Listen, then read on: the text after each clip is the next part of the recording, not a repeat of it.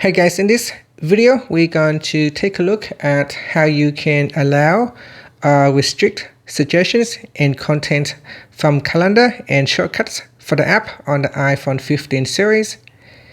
First, let's go back to the home screen by swiping up at the bottom of the screen. Then from the home screen, tap on settings.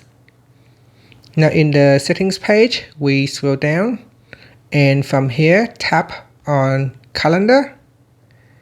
Next, tap on Siri and search.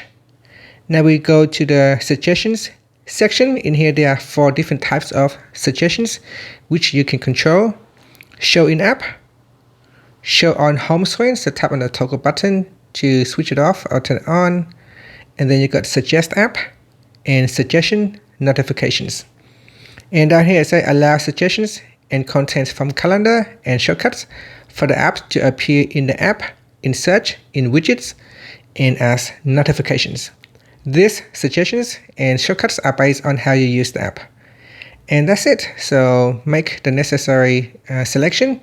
And finally, you can swipe up to return back to the home screen.